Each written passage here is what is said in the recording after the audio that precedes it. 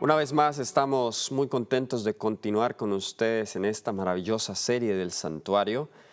En el tema de hoy vamos a concluir con la sección de las ofrendas.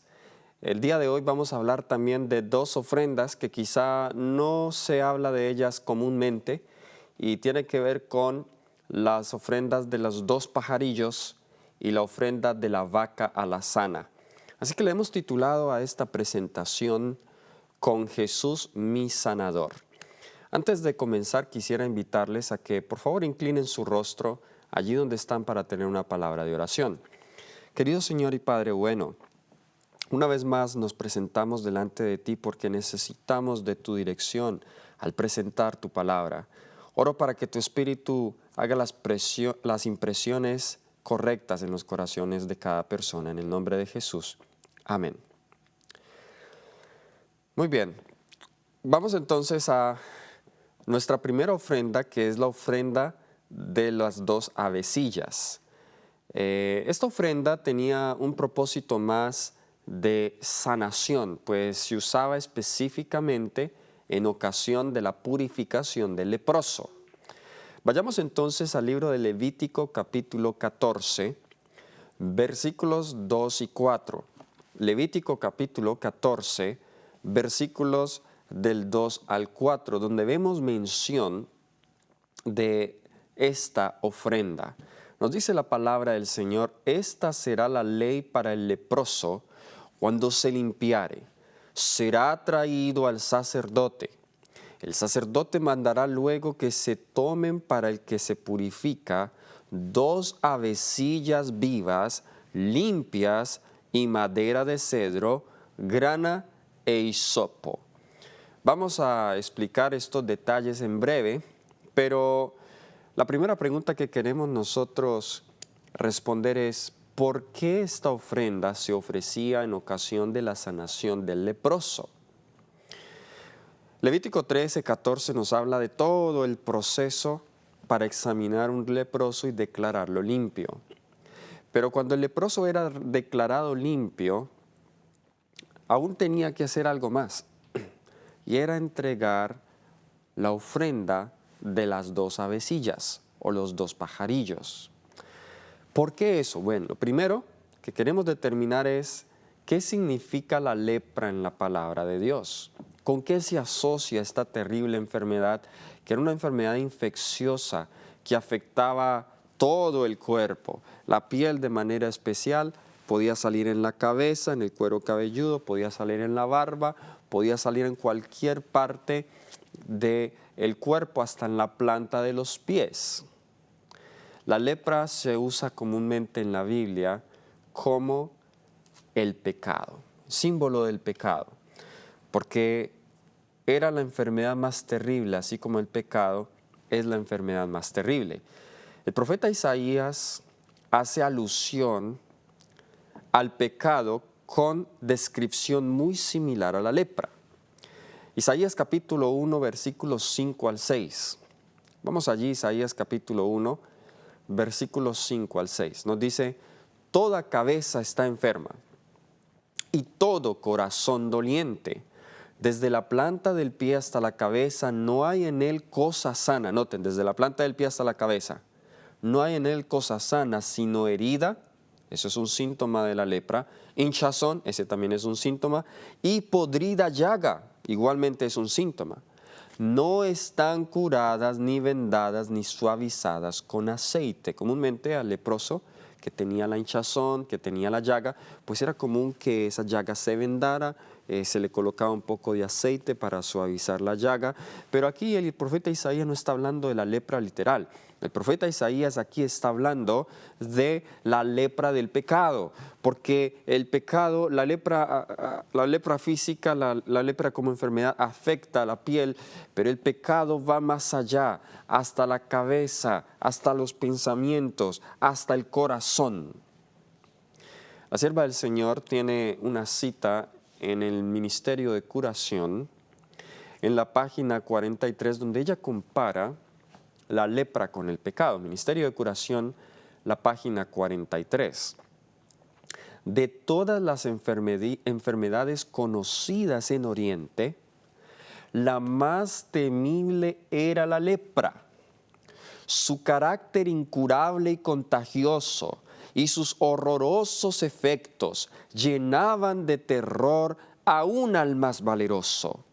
Los judíos la consideraban como el castigo del pecado y por eso la llamaban el azote o el dedo de Dios. No se olviden de esa palabra azote, vamos a regresar a ese punto más adelante. De hondas raíces, inextirpable, mortal, la miraban como un símbolo del pecado.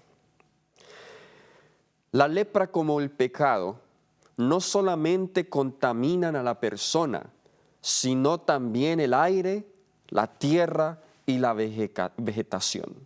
Todo lo que el leproso tocaba era inmundo.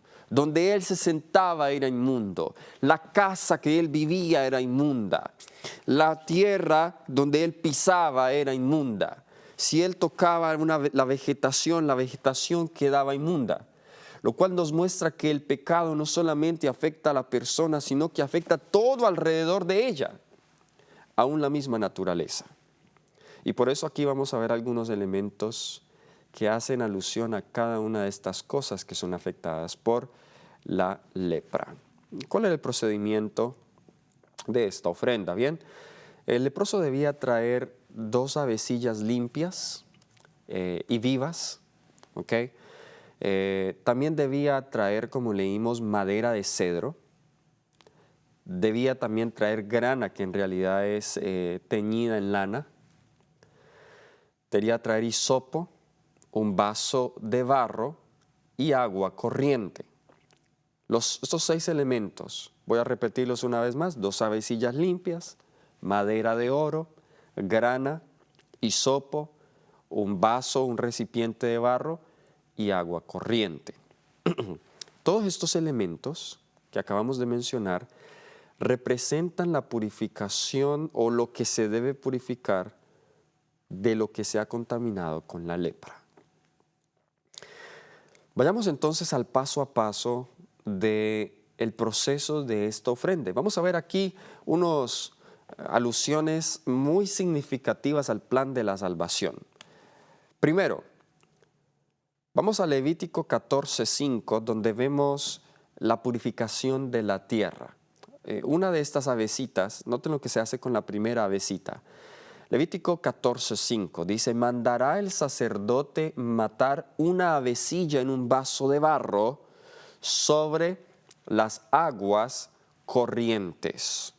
Ahora, ¿cuál es el significado del vaso de barro? ¿Por qué debía traerse el vaso de barro? Pues bien, como su palabra lo indica, ese vaso era hecho de barro y sobre ese vaso de barro había agua corriente y sobre esa agua corriente debía matarse la avecilla, con eso simbolizando que la tierra necesita ser purificada porque la tierra ha sido contaminada por el pecado. Así que en la purificación del leproso no solamente se tiene en cuenta al leproso, sino se tiene en cuenta todo lo que ha sido afectado con la lepra. De la misma manera, en la purificación del pecado, Dios no solamente quiere purificar al pecador, sino también purificar aquello que ha sido afectado por el pecado. ¿Sabían ustedes que el pecado ha contaminado la tierra? El libro de Isaías 24:5 hace alusión a eso. Isaías 24:5 dice: la tierra se contaminó bajo sus moradores. ¿Por qué se contaminó? Aquí está la razón: porque traspasaron las leyes, falsearon el derecho, quebrantaron el pacto sempiterno. Hay algo que hoy está en boga y es el tema del cambio climático. Las autoridades mundiales en medio ambiente, en salud, los gobiernos, la ONU, están muy preocupados por el calentamiento global. Los hielos se están derritiendo, cada vez más los calores son más insoportables, inviernos más cálidos, tenemos que eso da como resultado muchas tormentas, huracanes, tornados. aún brotes de enfermedades. Y se han propuesto muchas soluciones para el calentamiento global, para reducirlo. El Papa Francisco, en su encíclica Laudato Si, pues propone que la Tierra necesita un día de descanso para que no se emitan muchos gases que contaminen la atmósfera, que un día a la semana el mundo entero pare para ayudar a la naturaleza a restaurarse. Sabemos que pues, el día que ellos proponen es el domingo y allí está camuflada la ley dominical. Y aunque esas propuestas puedan tener una buena motivación, ninguna de estas propuestas va a la raíz del asunto, porque en realidad la raíz del problema del cambio global, del cambio climático global, es el pecado. Si usted hace un estudio en la Biblia de todos los problemas ambientales, el primer problema ambiental fue allí en el jardín del Edén. Cuando entró el pecado, la atmósfera cambió, el clima cambió, vemos que las hojas comienzan a caerse y eso fue como resultado del pecado de Adán y Eva. Vemos que en el periodo del tiempo de Noé, el pecado había llegado a tal límite que Dios dijo, tengo que destruir la tierra, y hubo un cataclismo, un problema ambiental que afectó al mundo entero, un diluvio. Vemos muchos casos en el Antiguo Testamento cuando no llovía por muchos años, como en el tiempo de Elías, 3 años y medio sin llover, y Jezabel y Acab daban cualquier otro tipo de razones para esa sequía, pero la razón era el pecado. Pero nosotros creemos que esto lo podemos solucionar con medidas gubernamentales. Pero ese problema no se puede solucionar con eso. El problema real es el pecado. Y cada vez más este mundo corrupto está hundiéndose en el pecado, está contaminando la tierra porque están transgrediendo la ley de Dios. Y saben que cuando el mundo entero llegue a ese clímax donde abiertamente pisoteen la ley de Dios, en específico uno de sus mandamientos, el 4º mandamiento, entonces la tierra habrá llenado la copa de la ira de Dios, las plagas serán derramadas sobre este planeta. ¿Por qué? Porque traspasaron las leyes, falsearon el derecho y quebrantaron el pacto sempiterno. La tierra ha sido maldecida 3 veces debido al pecado. La primera vez fue cuando Adán y Eva pecaron en el jardín del Edén. Dios maldijo la tierra. La tierra dio espinos y cardos. La segunda vez que Dios maldijo la tierra fue cuando Caín mató a Abel, y dicho sea de paso, la sangre de Abel fue derramada sobre la tierra y clamaba a Dios. La tercera vez fue en ocasión del diluvio. 3 maldiciones sobre la tierra. Así que en el plan de la salvación, Dios también tiene en cuenta la restauración de este planeta a su estado original. De hecho, déjeme mencionarlo, había hecho alusión a esto en otra ocasión. Vamos al libro de Romanos, el capítulo 8, libro de Romanos. Vamos al capítulo 8. Noten que parte de la restauración del plan de salvación incluye también la restauración de esta tierra.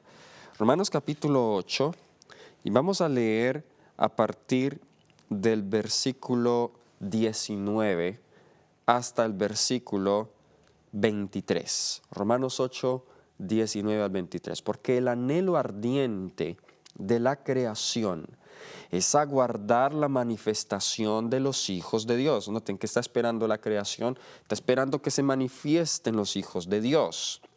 Porque la creación fue sujetada a vanidad, no por su propia voluntad, es decir, la creación no escogió esto, sino por causa del que la sujetó en esperanza, porque también la creación misma será libertada de la esclavitud de corrupción a la libertad gloriosa de los hijos de Dios, porque sabemos que toda la creación gime a una, y a una está con dolores de parto hasta ahora.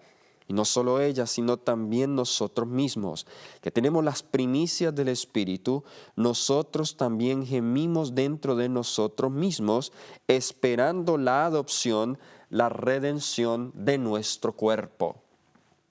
La creación necesita ser redimida. Por eso se utilizaba un vaso de barro. Pero no solamente eso, vamos a ver que se usaban otros elementos de la creación. Ahora, cuando se mataba esa avecilla, ¿qué se hacía con la otra avecilla que estaba viva? Vamos a Levítico 14, versículos 6 y 7. En este versículo nos vamos a detener por un momento. Levítico 14, versículos 6 al 7. Dice, después tomará la avecilla viva, el cedro, ¿recuerdan el cedro? La grana y el hisopo, y los mojará con la avecilla viva en la sangre de la avecilla muerta sobre las aguas corrientes, y rociará 7 veces sobre el que se purifica de la lepra, y le declarará limpio, y soltará la avecilla viva en el campo. Ah, qué hermoso, eso está lleno de simbología, muy hermoso todo este ritual. Claro, también un poco cruel, porque uno de los pajaritos tenía que morir, y el pajarito que moría, bueno, esa sangre quedaba allí en el vaso de barro, quedaba combinado con el agua. Ahora la avecilla que está viva se bañaba allí y se dejaba ir, pero antes de que se dejara ir, el leproso era esparcido 7 veces con el hisopo, y de esa manera era declarado limpio. Pero quiero concentrarme en este detalle, que se soltaba la avecilla viva en el campo. ¿Por qué se soltaba? ¿Qué propósito tenía eso? ¿Qué simbología hay detrás de eso? Imagínense, ¿han visto un ave cuando se sacude del agua porque está mojada? ¿Sí? Esparce partículas y gotas de esa agua. Bien, este pajarito estaba lleno de agua y de sangre. Y al volar, simbólicamente, este pajarillo esparcía o bañaba en sangre el aire, con las gotas de sangre que salían de sus plumas, así simbólicamente purificando el aire. Sí, el pecado no solamente ha contaminado la tierra, el pecado también ha contaminado el aire. Jeremías 9:21 dice, porque la muerte ha subido por nuestras ventanas, ha entrado en nuestros palacios, para exterminar a los niños de las calles, a los jóvenes de las plazas. Oh, la muerte ha entrado por nuestras ventanas. La muerte flota en el aire. Hay muchos virus en el aire. Y sabemos que los virus son producto o resultado del pecado. Muchas enfermedades en el aire. Estamos en una pandemia donde hay muchas enfermedades en el aire. El aire está viciado. El aire está enfermo. Lleva cargada enfermedad. Y era necesario entonces que esta avecilla también volase.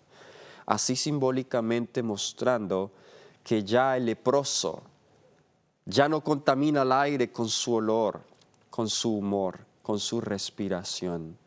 El aire está purificado. Así que número 1, en esta ceremonia aprendemos que Dios quiere purificar la tierra con el vaso de barro. Número 2, Dios quiere purificar el aire dejando la avecilla que había sido bañada en sangre y en agua volar libremente. Tercero, también se purifica la vegetación. Toda la creación está aquí como leímos en Romanos 8. Habían 2 elementos del mundo vegetal y son el cedro y el hisopo. Ahora, el cedro es el árbol quizá más gigante del bosque, mientras que el hisopo es de las plantas más pequeñas, la cual significa, cogiendo estos dos elementos, abarcarían a toda la vegetación que también ha sido maldita por el pecado. Saben que Salomón habló del hisopo y es tan pequeño que se enredaba incluso por la pared, dice en Primera de Reyes 4:33. Nos dice la Escritura, también disertó sobre los árboles, desde el cedro del Líbano, interesante, ahí está el cedro, hasta el hisopo que nace en la pared. Aquí se usan los 2 elementos en contraste, desde el cedro del Líbano, un árbol grande, hasta la plantita más pequeña. Eso es para incluir toda la vegetación, o sea, no se va a dar una lista entera de todas las plantas y árboles que Salomón observó, pero simplemente se escoge la más grande y se escoge la más pequeña como una manera de abarcar toda la vegetación. Sí, la vegetación ha sido afectada por el pecado. Los árboles no tienen la misma estatura que tenían antes de la creación. Aquí en California tenemos un remanente todavía de esos árboles y me imagino cómo serían antes del diluvio. Están aquí las secuoyas gigantes que crecen, árboles inmensos. Tuve la oportunidad de verlos, su tallo, su altura. ¿Cómo sería antes del diluvio? ¿Cómo sería en el Edén? La vegetación no solamente ha perdido su tamaño, la vegetación pierde sus hojas, pero luego para volver a sacar unas nuevas. La vegetación ha perdido su tiempo de vida, su dureza. La vegetación es atacada por virus, por pestes, por bacterias. Aún es más difícil hoy incluso cultivar alimento debido a la enfermedad del mundo vegetal. Pero también se purificaba el mundo animal. Aquí vemos otro elemento y es la grana, que es el carmesí comúnmente, se teñía en la lana. ¿Okay? Cuando nosotros vamos a Isaías 1:18, hace referencia a la grana. Nos dice, venid luego, dice Jehová, y estemos a cuentas. Si vuestros pecados fueren como la grana, como la nieve serán emblanquecidos, si fueren rojos como el carmesí, vendrán a ser como blanca lana. Pablo hizo alusión a esto en Hebreos, el capítulo 9, el versículo 19. Nos dice, porque habiendo anunciado a Moisés todos los mandamientos de la ley a todo el pueblo, tomó la sangre de los becerros y de los machos cabríos con agua, lana escarlata e hisopo, y roció el mismo libro y también a todo el pueblo. Okay, esta es la lana escarlata, o sea, era lana que sale de las ovejas, de los animales, teñida con sangre. A eso también se le llama grana.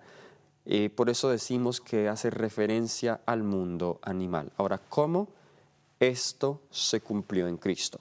Porque hemos visto que en todas estas ofrendas Cristo es el centro. Bien, ¿recuerdan que dijimos que la lepra se conocía con un nombre? Y ese nombre era el azote de Dios o el dedo de Dios. La palabra azotar comúnmente se usaba en referencia a la lepra.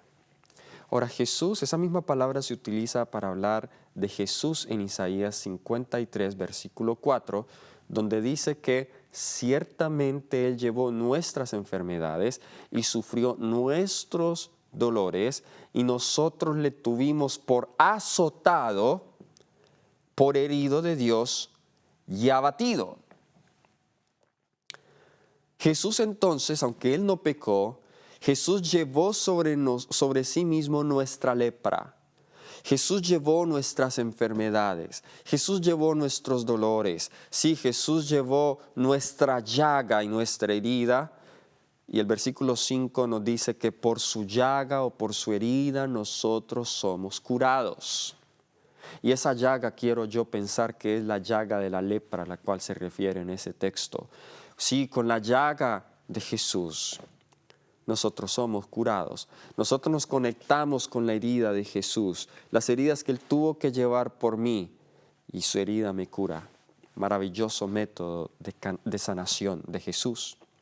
Ahora Jesús, cuando se ofreció por nosotros en símbolo, Jesús purificó la tierra. Y sabemos que la purificación final vendrá después del milenio, cuando Dios recree este planeta, haga un cielo nuevo y una tierra nueva. Pero Jesús en la cruz hizo provisión para eso. Y en Lucas 22, versículo 44, noten la simbología acá de esto. Nos dice Lucas 22, 44, y estando en agonía oraba más intensamente, y era su sudor como grandes gotas de sangre que caían ¿hasta dónde? Que caían hasta la tierra. La sangre de Jesús fue derramada literalmente sobre la tierra. No se quedó allí en el madero, sino que cayó a la tierra, a esa tierra que había sido mancillada por el pecado. Cuando Jesús murió y el soldado lo vio muerto y lo traspasó con una lanza, noten lo que salió de Jesús. Interesante, ¿recuerdan los dos elementos que había en el vaso de barro? Había agua y había sangre. Ambos dos elementos se necesitan para purificar la tierra. Interesante que Jesús, cuando le colocan la lanza, noten lo que sale delante de él, cuando lo atraviesan con la lanza. Dice en Juan 19:34, pero uno de los soldados le abrió el costado con una lanza y al instante salió, ¿qué cosa?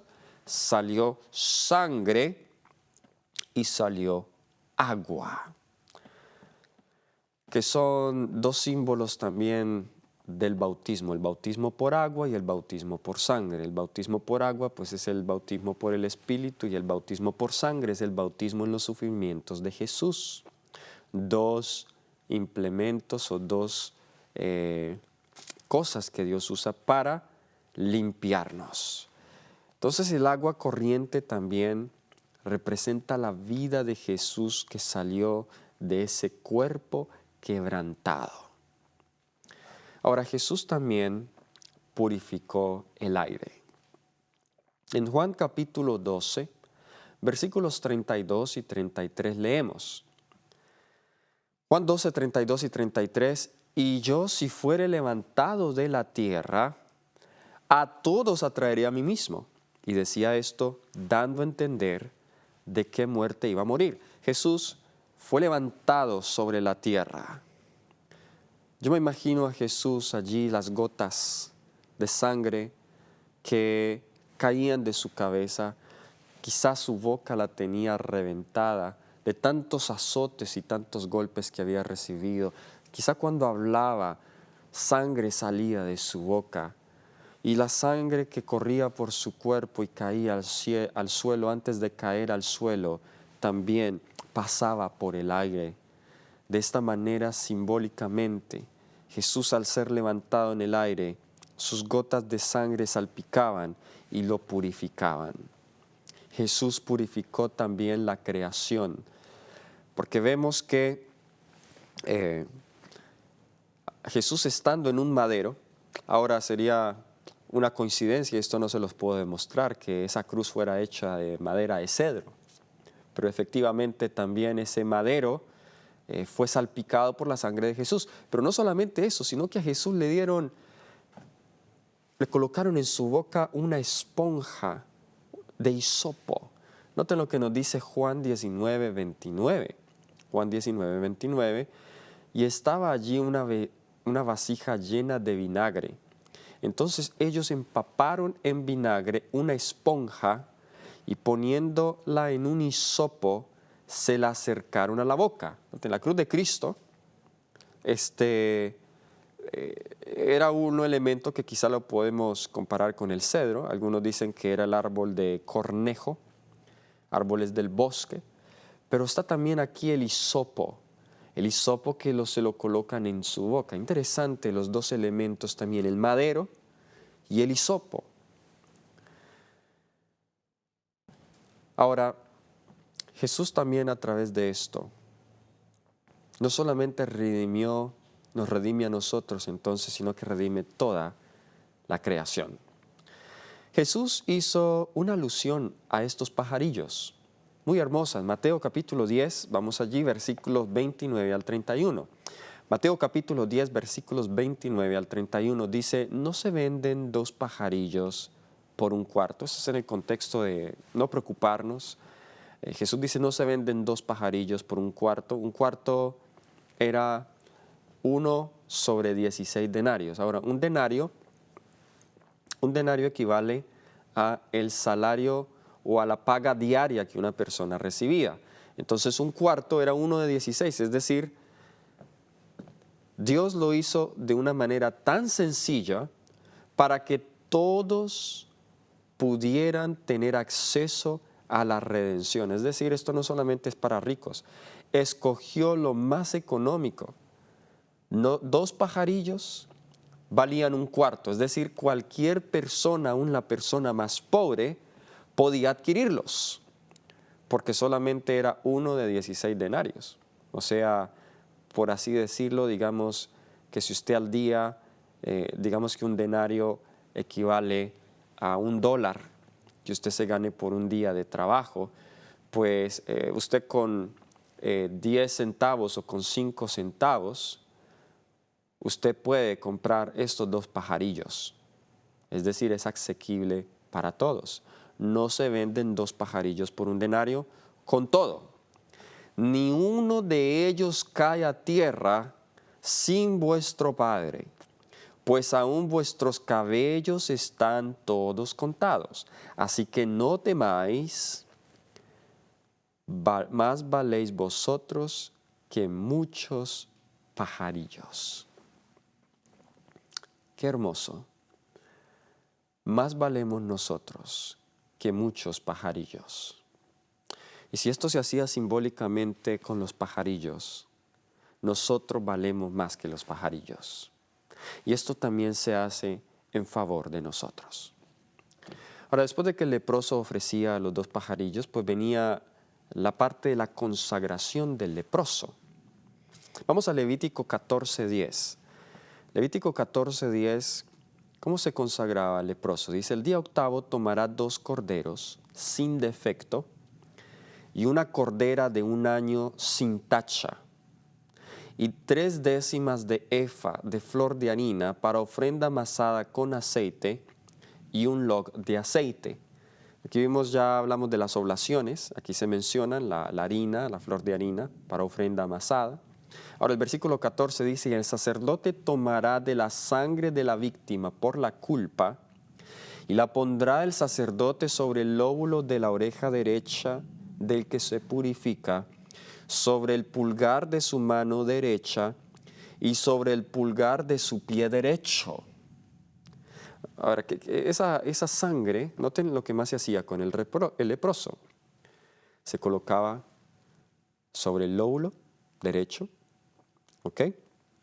Se colocaba el lóbulo de la oreja derecha, se colocaba sobre el pulgar de la mano derecha y se colocaba sobre el pulgar del pie derecho. ¿Qué simboliza eso? Bueno, el que ha sido limpio debe santificar su oído para solo escuchar la palabra de Dios, para cerrar su oído a propuestas sanguinarias, como dice la palabra de Dios. Ay, que otro viene a hablar de mí, mal de un hermano, yo voy a cerrar mi oído a eso.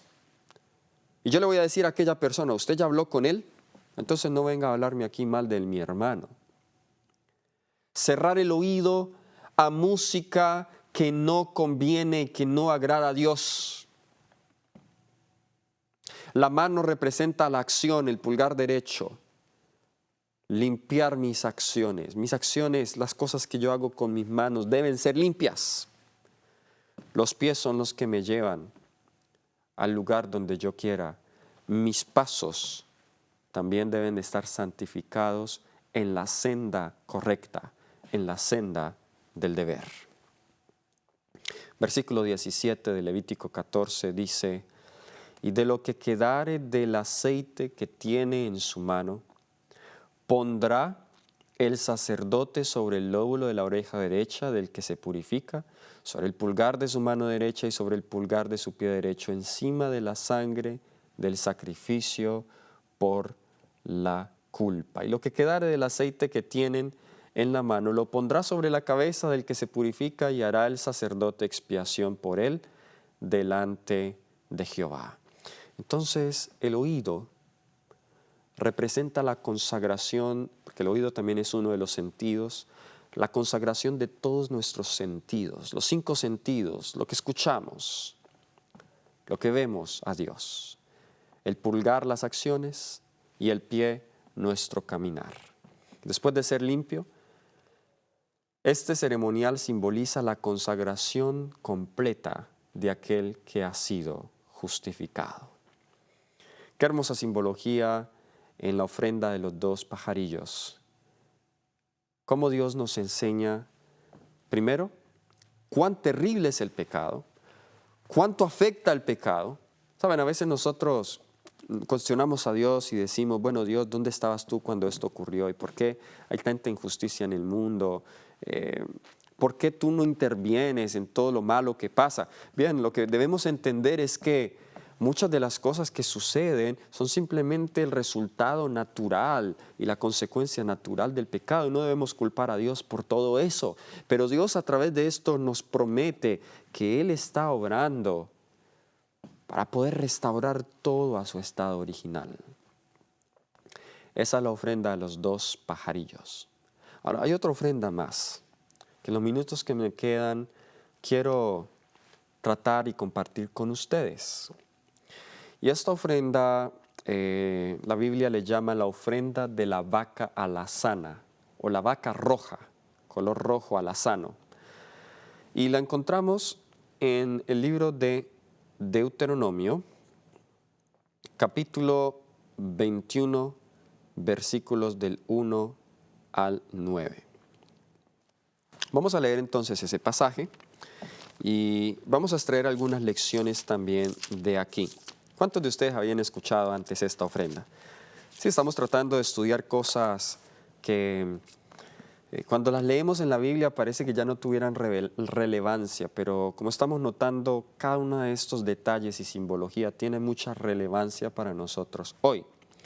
Deuteronomio 21, versículos del 1 al 9, dice: si en la tierra que Jehová tu Dios te da, para que la poseas, fuere hallado alguien muerto, tendido en el campo, y no se supiere quién lo mató, entonces tus ancianos y tus jueces saldrán y medirán la distancia hasta las ciudades que están alrededor del muerto.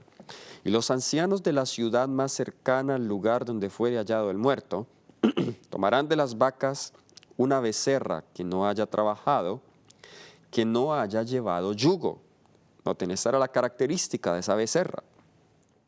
Y los ancianos de aquella ciudad traerán la becerra a un valle escabroso que nunca haya sido arado ni sembrado, y quebrarán la cerviz de la becerra allí en el valle.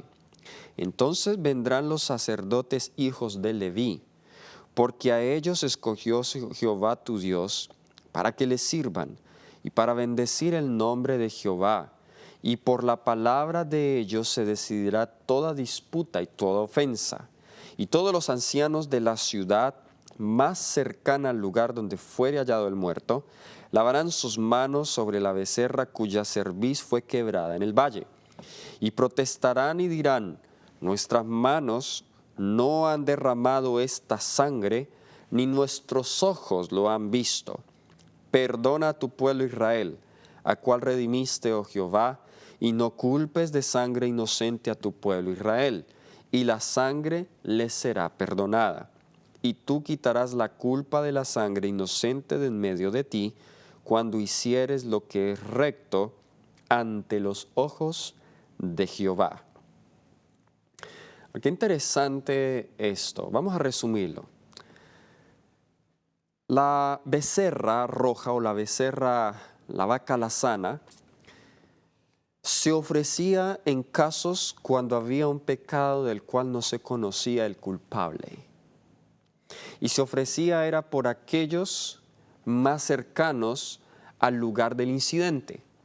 Entonces, por ejemplo, como dice aquí este pasaje, si alguien se encontraba muerto en un campo, entonces no se sabía quién lo mató. Para asegurarse que las personas estaban diciendo la verdad y que en verdad ninguno de ellos fueron testigos ni tampoco realizaron el acto, pues debía escogerse una becerra que no haya trabajado.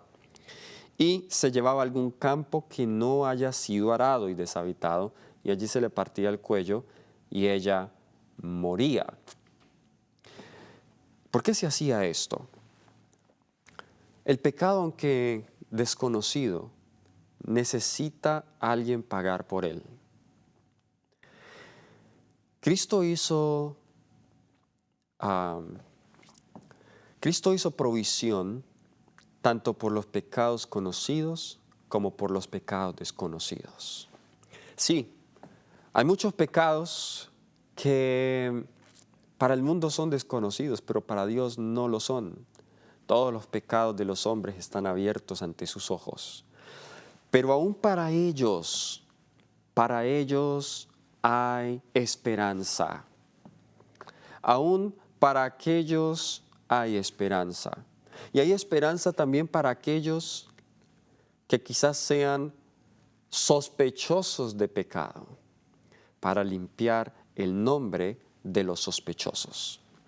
Y esa vaca también representa a Cristo Jesús. Cristo Jesús tuvo que morir fuera de la ciudad, así como sacaban a la vaca fuera de la ciudad. ¿Ok? A Jesús no le quebraron un hueso, pero el quebrar la nuca era un acto que aseguraba la muerte rápida del animal, así como Jesús murió rápidamente, no duró mucho colgado en la cruz. Y fue llevado a un terreno sin ser arado. Jesús fue sacado fuera de la ciudad, a un lugar rocoso, el monte Gólgota o el monte de la calavera, que era una roca, una piedra que parecía a una calavera. Y de la misma manera, esto es una alusión a el estado de la tierra durante los 1000 años y el lugar donde aquellos que morirán fuera de la ciudad por no aceptar el sacrificio de Cristo Jesús, aquellos que se rehusaron a hacer o a obtener el beneficio del sacrificio de Jesús, pues tendrán que morir por sus pecados. Si alguna de las personas en la ciudad dijera, no, ¿saben qué? Yo no estoy dispuesto a matar mi vaquita por un muerto que yo no sé quién lo mató, pues esa persona tenía que pagar por su propia sangre. Hay muchos que hoy quieren cargar su propio pecado. Ahora, hay otro texto donde se habla de la vaca alazana, y vamos a Números 19, versículo 1. Números capítulo 19, vamos a leer el versículo 1. Nos dice la palabra del Señor, versículo 1 y 2, dice, Jehová habla a Moisés y a Aarón diciendo, esta es la ordenanza de la ley que Jehová ha prescrito, diciendo, di a los hijos de Israel que te traigan una vaca alazana perfecta, en la cual no haya falta, sobre la cual no se haya puesto yugo. Noten la referencia de nuevo a Jesús, perfecta, que no haya defecto en ella. Luego nos dice el versículo 3, dice, y la daréis a Eleazar, sacerdote, y él la sacará fuera del campamento, y la hará degollar en su presencia. Vamos ahora al versículo 6. Luego tomará el sacerdote madera de cedro, e hisopo, y escarlata, y lo echará en medio del fuego que arde de la vaca. Noten que estos elementos ya los habíamos visto en la ofrenda de las 2 avecillas. Entonces esta vaca debía tomarla el sacerdote, debía sacarla fuera del campamento, allá moría, y esta vaca debía ser quemada, pero cuando se quemara, pues también se debía agregar madera de cedro, hisopo y escarlata. Ahora el versículo 9 nos dice, y un hombre limpio recogerá las cenizas de la vaca y las pondrá fuera del campamento en lugar limpio, y las guardará la congregación de los hijos de Israel, para que el agua de purificación es una expiación. Noten qué interesante esto.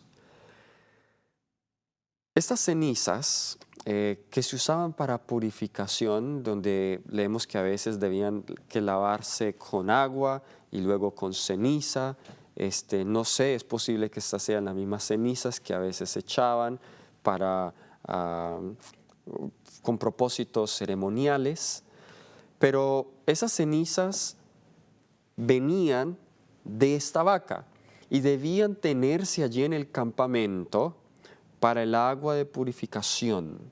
¿Ok? Ahora vamos a los versículos 17 y 18. Vamos a mirar aquí entonces lo que nos dice este texto. Y para el inmundo tomarán de la ceniza de la vaca quemada, de la expiación, y echarán sobre ella agua corriente en un recipiente. Y un hombre limpio tomará hisopo, y lo mojará en el agua y lo rociará sobre la tienda, sobre todos los muebles, sobre las personas que allí estuvieren, y sobre aquel que hubiere tocado el hueso, o el asesinado, o el muerto, o el sepulcro.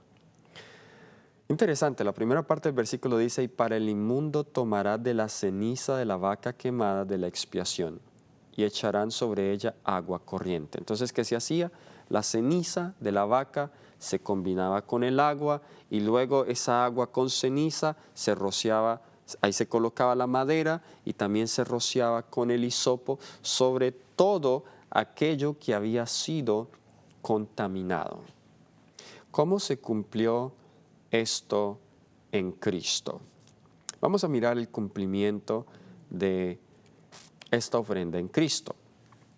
En Hebreos 9, versículos 13 y 14, Pablo hace referencia a esta vaca, a esta ofrenda, a este becerro. Dice en Hebreos capítulo 9, versículos 13 y 14, porque si la sangre de los toros y de los machos cabríos y las cenizas de la becerra rociadas a los inmundos santifican para la purificación de la carne, cuánto más la sangre de Cristo Jesús. Ahora, pensemos en esto. Si Cristo Jesús representa esa vaca, bueno, Jesús no fue quemado, pero todos estos símbolos representan muerte, así sea degollado, si usted es muerto y quemado, pues bien, todo eso representa muerte. Pero sí sabemos que aunque Jesús no fue quemado, Jesús sí murió la segunda muerte. La segunda muerte, que es la muerte por fuego y azufre. O sea que Jesús en símbolo también fue quemado, en vez del pecador, para que el pecador no tenga que sufrir los fuegos de la segunda muerte. Jesús entonces ya hizo provisión. ¿Y saben qué es lo hermoso, hermanos? Que hoy simbólicamente podemos tener la seguridad de tener las cenizas de Jesús en favor de nosotros. No importa lo que tú uses para purificarte del pecado, nada te servirá, solamente la sangre de Cristo Jesús. Aquí Pablo compara la sangre de los toros, la sangre de los machos cabríos, la ceniza de las becerras, que todas tenían un mismo propósito y era santificar para la purificación de la carne, pero todo eso es reemplazado por la sangre de Cristo Jesús, la única que nos puede purificar del pecado y también purificar físicamente. Por eso esta presentación se titula Con Cristo mi sanador, porque aquí vemos la sanación de Dios completa, sanación física, sanación mental, sanación espiritual, la sanación de la creación, la sanación del mundo vegetal, la sanación del mundo animal, de la tierra, del aire. Jesús, nuestro sanador, el gran médico de los médicos. Jesús no fue forzado para dar su vida. En Juan capítulo 10, versículos 17 y 18, nos dice acá, así como la vaca, recuerden que sobre esta vaca no se debía colocar un yugo, es decir, no debía ser forzada a trabajar. De la misma manera, Jesús no fue forzado por un yugo pesado que le puso el Padre para él morir. Él voluntariamente llevó el yugo, pero no fue forzado a llevar ese yugo. De hecho, no fue su propio yugo, sino que fue el yugo de nosotros, que él lo llevó como si fuera el de él. En Juan 10, versículos 17 y 18, la palabra del Señor nos dice: por esto me ama el Padre, porque yo pongo mi vida para volverla a tomar. Nadie me la quita, sino que yo de mí mismo la pongo. Tengo poder para ponerla y tengo poder para volverla a tomar. El sacrificio de Cristo por nosotros, hermanos, nos enseña que la salvación es un regalo, pero la salvación también es algo voluntario. Nosotros perdemos el tiempo cuando nosotros intentamos forzar a otras personas. El argumento más poderoso que Jesús usa es el amor que atrae al pecador, el amor que invita al pecador, que le dice: no continúes en tus malos caminos, yo morí por ti, aún antes de que tú peques yo tengo provisión para todos tus pecados. Ahora, ¿recuerdan que mencionamos que la vaca moría también fuera del campamento o fuera de la ciudad más cercana donde había ocurrido el homicidio? Pues noten que Jesús también murió fuera del campamento.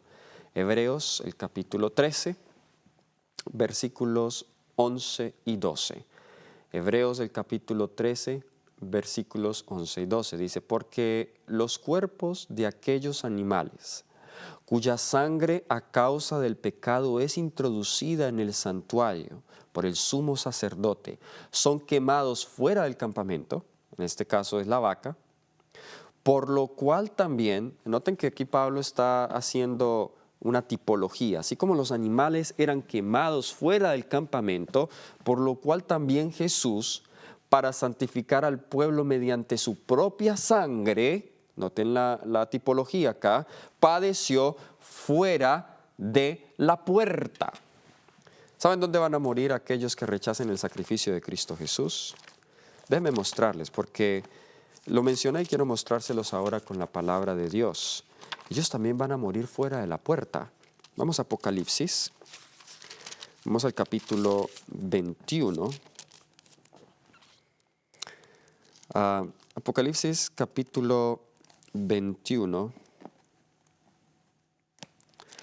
Vamos a leer el versículo 8 primero. Apocalipsis capítulo 21, versículo 8. Juan está viendo la santa ciudad descender del cielo. Ve aquí a los vencedores en el versículo 7, pero en el versículo 8 ve a otro grupo. Dice: pero los cobardes e incrédulos, no tiene esa lista, los abominables y homicidas, los fornicarios y hechiceros, los idólatras y todos los mentirosos tendrán su parte en el lago que arde con fuego y azufre, que es la segunda muerte. Pregunta: ¿qué va a pasar con los transgresores de la ley de Dios? ¿Hay alguna idea por ahí que anda, que dice que al final todos se van a salvar? Que en realidad este lago de fuego no es un lago que los mata, sino que es un lago que los purifica y ya no van a tener más pecado. Eso no es lo que mi Biblia dice. Aquí claramente dice que esta es la segunda muerte, no la segunda muerte del pecado, no, la segunda muerte de la persona. Ahora, ¿dónde? Interesante que la vaca era muerta, era quemada fuera del campamento. ¿Qué pasa con los pecadores acá? Son quemados fuera de la ciudad. Vamos a ver que es fuera donde son quemados. Leemos aquí en el versículo 27, en el mismo capítulo de Apocalipsis 21, versículo 27. No entrará en ella. O sea que si no entrará, ¿dónde van a estar? Van a estar afuera. Y aquí está hablando de la ciudad. No entrará en ella ninguna cosa inmunda o que hace abominación y mentira, sino solamente los que están inscritos en el libro de la vida de Dios. Déjenme decirles que si solo los que están inscritos en el libro de la vida de Dios pueden entrar, es porque ellos han hecho una elección. Dios no va a entrar a alguien al cielo en contra de su voluntad. Por eso, aunque Él quiera salvar al pecador, si el pecador no se deja salvar, Dios no puede hacer nada más por él. Y no, esto no es ser cruel, esto no es que Dios no sea un Dios de amor. Lo que Dios hace es que Él honra nuestra voluntad, aun cuando esa voluntad le cause tanto dolor a Él. El pecado le ha traído mucho dolor a Dios. Y El pecado entró simplemente porque Lucifer y Adán y Eva tuvieron la libertad de escoger. Y eso puede sonar como un arma de doble filo, pero ese es el gobierno de Dios. De la misma manera, Dios no va a salvar a alguien que no desee ser salvo. Pero vamos a un texto más, este es en Apocalipsis 22, hablando de lo de la puerta, Apocalipsis 22. Vamos a leer el versículo 14 y 15, porque aquí vemos el contraste claramente. Bienaventurados los que lavan sus ropas. No es una buena traducción, en realidad es los que guardan sus mandamientos, pero nos sirve también esa expresión, los que lavan sus ropas, porque ¿qué pasaba con aquellos, para qué se usaba la ceniza? La ceniza se usaba para lavarse, para purificar, ¿recuerdan? Bienaventurados los que lavan sus ropas, para tener derecho al árbol de la vida. ¿Y para qué? Para entrar por las puertas de la ciudad. Eran los inmundos en el campamento los que estaban afuera, pero cuando estaba limpio, entonces ahora sí podían entrar al campamento. De la misma manera los limpios pueden entrar a la ciudad, pero ¿quiénes van a estar afuera? Más los perros estarán afuera, los perros son animales inmundos, los hechiceros, los fornicarios, los homicidas, los idólatras y todo aquel que ama y hace mentira. Pero hermanos, amigos, ya Cristo padeció fuera, así como la vaca, así como la becerra, porque Él no quiere que tú estés allí. Él ya tomó ese lugar. Así que el universalismo que nos enseña la Biblia es que Dios murió por todos los seres humanos y todos pueden ser salvos, si escogen ser salvos. Quiero terminar con un texto que debería ser la oración de cada persona, de cada pecador. La oración de David en el Salmo 51:7, donde utiliza ese símbolo que hemos hablado del hisopo. Dice, purifícame con hisopo y seré limpio, lávame y seré más blanco que la nieve. ¿Cuántos desean decirle a Dios, lávame con tu sangre, lávame con tu agua, el agua de la purificación, límpiame con mi hisopo? Si es esta oración, acompáñame en esta oración a Dios. Querido Señor, nos unimos al salmista y pedimos, Señor, que tú nos laves y nos limpies de todo mal, de todo pecado. Señor, ayúdanos a vivir solo para ti y a remover cada partícula de pecado de nosotros. En el nombre de Jesús. Amén.